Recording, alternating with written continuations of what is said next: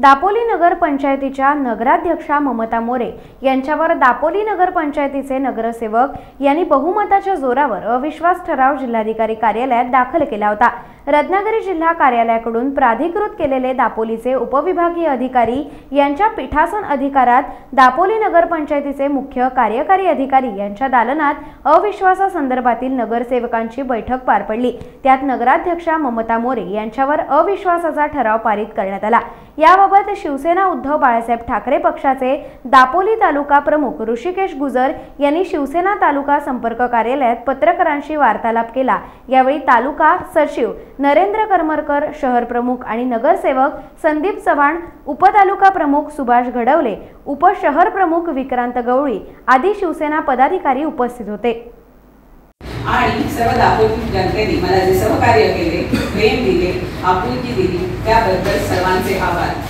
पुन्हा एकदा ठामपणे सांगते की मी सत्ता संपत्ती या तत्पर असेल।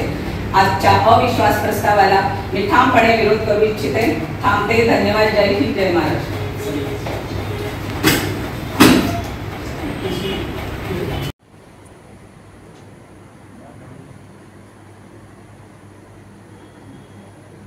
हिंदू हृदय सम्राट शिवसेना प्रमुख श्रीमान बाळासाहेब ठाकरे यांचा जय हो। उद्धव साहेब ठाकरे यांचा जय हो। महाविकास आघाडीचा जय हो।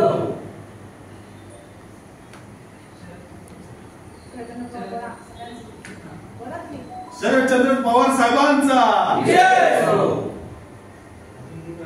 छत्रपती शिवाजी महाराज की जय। माननीय जिल्हाधिकारी यांच्या आदेशानुसार माननीय उपविभागीय अधिकारी श्री सूर्यवंशी साहेब यांच्या अध्यक्षतेखाली अविश्वास प्रस्ताव मांडणे, त्यावर चर्चा करून मतदान घेणे याकरता ही सभा बोलवण्यात आली आहे। खरं तर आजच्या सभेत अविश्वास प्रस्ताव मांडण्यातच आला नाही, त्यामुळे खरं तर हा प्रस्तावच बेकायदेशीर असून त्याविरुद्ध मी HCBMO 10-25-08-42-025 या केस नंबरने न्यायालयीन लढाई सुरू केली आहे। कारण मी माननीय शिवसेना प्रमुख स्वर्गीय बाळासाहेब ठाकरेंची लढाऊ शिवसैनिक आहे। माझ्या काही सहकार्यांनी जसा भ्याडपणा केला तसा मी करणार नाही आणि म्हणूनच ठामपणे या ठिकाणी मी माझी बाजू मांडणार आहे। मुळात यात 14 नगरसेवकांनी दाखल केलेला एक अविश्वास प्रस्ताव शासनाकडे पाठविला आहे। त्यामुळे त्यावेळी आपण जी कारणे दिली होती ती अत्यंत तकलादू आणि निखालस खोडसाळपणाची होती। म्हणूनच शासनाकडून माझ्यावर कोणत्याही प्रकारची कारवाई झालेली मुदतीत झाली नाही, कारण एकही तक्रार त्यावेळी तुम्हाला सिद्ध करता आली नाही। आणि म्हणूनच केवळ माझ्यासाठी महाराष्ट्र शासनाच्या नगरविकास खात्याला अध्यादेश काढावा लागला आणि त्यामुळे आजची संधी तुम्हाला मिळाली। परंतु एकाच कारणासाठी 2 वेगवेगळ्या तरतुदींचा आधार घेता येतो का? आणि पहिलं प्रकरण प्रलंबित असताना 6 महिन्याच्या आत दुसरा अविश्वास आणता येतो का, असा सवाल मी आजच्या सभेच्या अध्यक्षांना विचारत आहे। दुसरी गोष्ट हीच, सभा 2 मे 2025 रोजी सकाळी 11 वाजता होणार होती। अचानक 1 मे या सुट्टीच्या दिवशी जिल्हाधिकाऱ्यांनी ही सभा रद्द करण्याचे आदेश देऊन 25 रोजी घेण्याचे कारण काय? मला मिळालेल्या माहितीनुसार 2 मे रोजी 14 पैकी 9 नगरसेवक सभेला उपस्थित राहू शकत नव्हते आणि त्यामुळे अविश्वास प्रस्ताव फेटाळला गेला असता। याची खात्री पटल्यामुळे 2 मेची सभा रद्द करून आज सभा घेण्याचे आदेश जिल्हाधिकाऱ्यांनी काढले। कारण 2 मेची सभा रद्द का करण्यात आली याची कोणतीही कारणे माननीय जिल्हाधिकाऱ्यांनी दिलेली नाही। जिल्हाधिकारी किंवा प्रशासन संविधानाने चाललंय की कोणाच्या दबावाखाली चाललंय याची उत्तरे प्रशासनाला, मला आणि जनतेला निश्चितपणे मी द्यायला लावी। कारण तेवढा लढाऊपणा एक शिवसैनिक म्हणून माझ्याकडे आहे। या ठिकाणाहून मी जनतेला आश्वस्त करते की मी अन्याय सहन करणार नाही। अनेकांना वाटत होतं की मी राजीनामा देईन, पण मी दापोलीतील अनेक लोकांना व्यक्तिशः भेटले, अनेकांशी फोनद्वारे संपर्क केला आणि त्यांना विचारलं मी काय करू। सर्वांनी एकच सांगितलं, काहीही झालं तरी राजीनामा द्यायचा नाही, आम्ही सर्व तुमच्या पाठीशी आहोत। जनतेची मागणी म्हणून मी आज अत्यंत आत्मविश्वासाने, पूर्ण समाधानाने आणि अन्यायाविरुद्ध आवाज उठवण्यासाठी आज मी काय निकाल येईल याची पर्वा न करता या प्रस्तावाला सामोरी जात आहे। शेवटी आज सभागृह जो निर्णय घेईल तो सर्वांना समजेलच, परंतु माझ्या 3 वर्षाच्या कारकिर्दीत आज आपण सर्व नगरसेवकांनी, माझ्या सर्व अधिकाऱ्यांनी, कर्मचाऱ्यांनी आणि सर्व दापोलीतील जनतेने मला जे सहकार्य केले, प्रेम दिले, आपुलकी दाखवली, त्याबद्दल सर्वांचे आभार मानते। पुन्हा एकदा ठामपणे सांगते की मी सत्ता, संपत्ती यापेक्षा बाळासाहेबांवर असलेली श्रद्धा व पक्षावर असलेली निष्ठा यांच्याशी कोणतीही तडजोड करणार नाही। दापोलीकरांच्या सेवेसाठी सदैव तत्पर असेल। आजचा अविश्वास जो सभेत मांडण्यातच आला नाही त्याला मी ठामपणे विरोध करते। नमस्कार। दापोलीच्या नगराध्यक्षा ममताताई मोरे यांच्यावरती आज अविश्वास ठराव मंजूर करण्यात आला। आमचा आरोप आहे की आजचा अविश्वास ठराव जो आज मंजूर झालाय तो संपूर्णतः बेकायदेशीर आहे। कारण नगराध्यक्ष मॅडम वरती यापूर्वीच एक अविश्वास ठराव या ठिकाणी सादर करण्यात आला होता, परंतु त्यांच्यावरती अविश्वास ठराव त्या ठिकाणी मंजूर करता येणार नाही। कारण त्यांनी जे कामकाज केले ते अतिशय स्वच्छ, त्याचबरोबर दापोलीकरांना विश्वासात घेऊन आणि पारदर्शक पद्धतीने केले असल्या कारणानं कोणतंही कारण असं नाही की दापोलीच्या नगराध्यक्षांवरती अविश्वास ठराव आणू शकतो।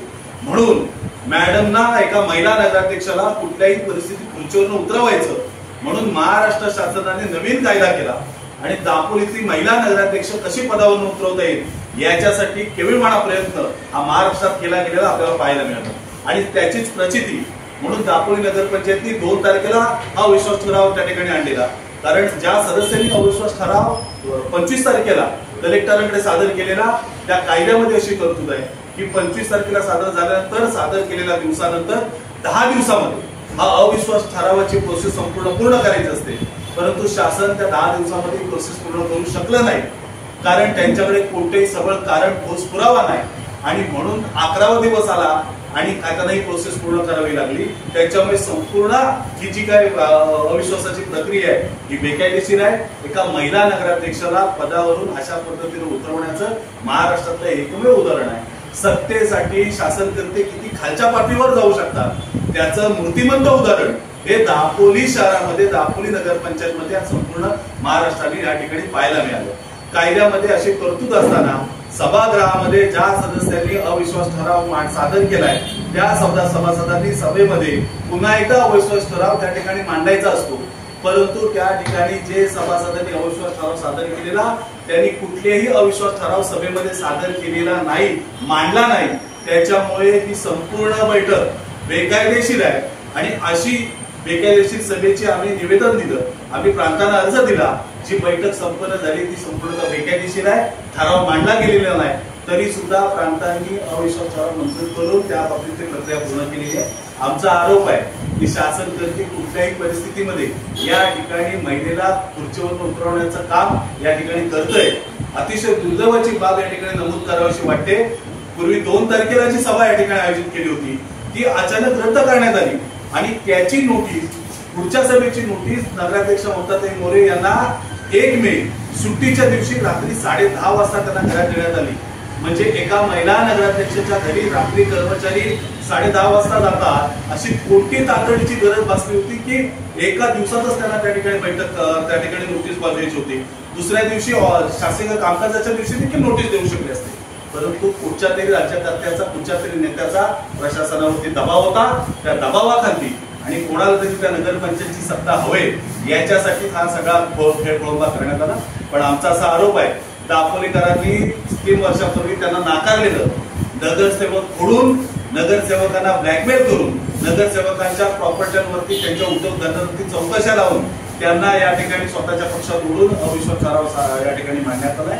आम्ही तुम्हाला या ठिकाणी अभिमानानं सांगतो की कुठल्याही मोहाला, कुठल्याही त्या ठिकाणी अभिषाला बळी न पडता दापोलीच्या नगराध्यक्षा ममताताई मोरे या दापोली शहराशी प्रामाणिक राहिल्या, पक्षाशी प्रामाणिक राहिल्या आणि अविश्वास ठरावाला त्या ठिकाणी सामोऱ्या गेल्या।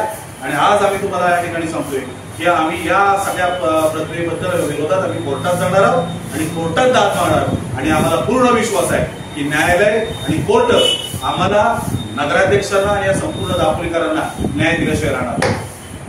टाइम्स डिजिटलला लाईक करा, शेअर करा, सबस्क्राईब करा आणि बेल आयकॉन दाबायला विसरू नका।